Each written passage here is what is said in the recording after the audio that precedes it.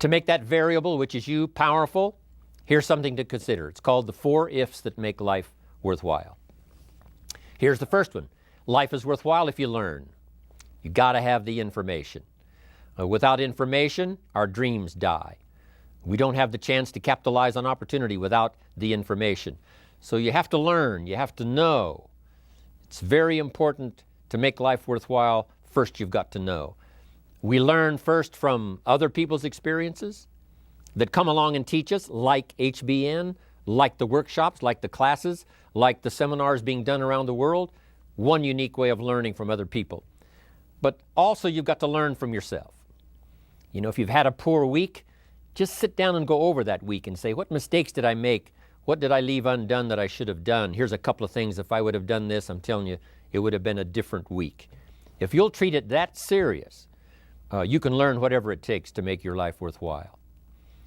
Next, life is worthwhile if you try. You got to do something with what you've learned. Put it to work. We can share ideas all day long, but they have no power to create an organization. The ideas have no power to build a city, no power to conquer disease, no power to bring health, no power to change people's lives unless the ideas are put to work, unless somebody makes a phone call, unless somebody conducts a meeting, unless somebody talks person to person, unless somebody writes a letter, unless somebody takes action. Ideas are neglected. They gather dust. They serve no purpose. So life is worthwhile, first of all, if you learn, and second, if you try. And if you try and it doesn't work out at first, you simply try again. There's more than one way up the mountain. There's more than one way to solve the problem. Try it again.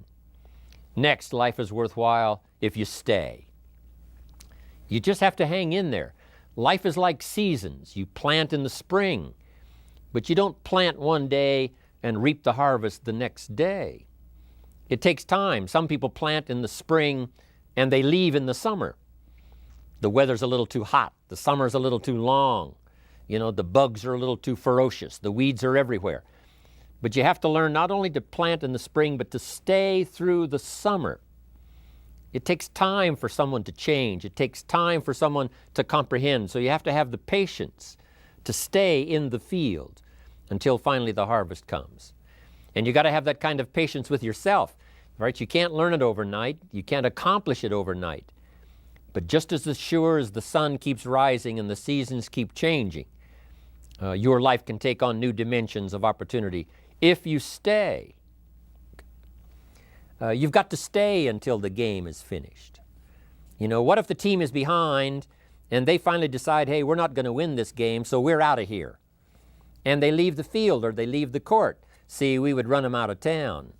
If you've signed up to play the game, at least stay until that game is over. You don't have to play another game, but if you're signed up for this one, stay until it's finished. So, learn to stay. Learn to hang in there. Through the dark times, through the tough times, learning how to stay. That's part of being a leader. That's part of you being the variable. While others leave, you stay. While others have such a short list, they say there's not that many reasons to stay, they leave, you stay. For those who give up at the least little sign of difficulty, but you stay. That's what will make the difference in your income versus everyone else's. Your ability to stay and see it through. Stay until your organization catches momentum. Stay until you've mastered the skill of doing the meetings, doing the training. Stay long enough until you're good at sharing opportunities, sharing story, sharing testimonials, helping other people change their lives. Just hang in there. Your harvest will surely come. So life is worthwhile if you learn. It's worthwhile if you try. It's worthwhile if you stay. Here's the last one. Life is worthwhile if you share. You got to pass along what you know. Don't keep bottled up the good ideas that have come your way. My job is to get these notes into your notebook. Then it's your job to get those notes into someone else's notebook. Pass along the ideas. It'll help the country. It'll help the community. It'll help our industry. It'll help distributors all around the world. It'll help the distributors you're next to and those so far away you cannot see if you will share. Unique thing about sharing. If you share, you create room for more to replace what you've shared. If a glass is full, if this cup is full, can you put any more in it? And the answer is yes, if you pour some out.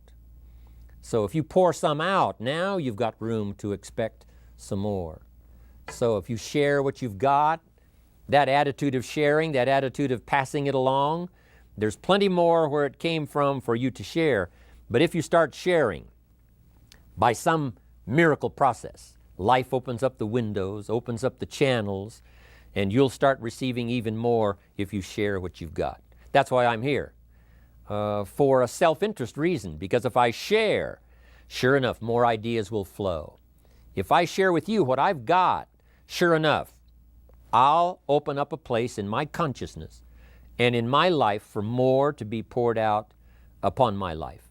And so that's why I want to share. Yes, I do wish to help you. Yes, I do wish to lend a hand. I wish to inspire you. I wish to give you ideas that you can at least check them out and see if they might not work for you. But that's not the only reason. It's a self-interest reason, because it says if you give, it isn't gone. If you give, it's invested. And sure enough, from sometimes strange sources, it comes back to you in ways that you never thought of if you develop this idea of sharing. So the variable can be you if you learn these 4 ifs that make life worthwhile.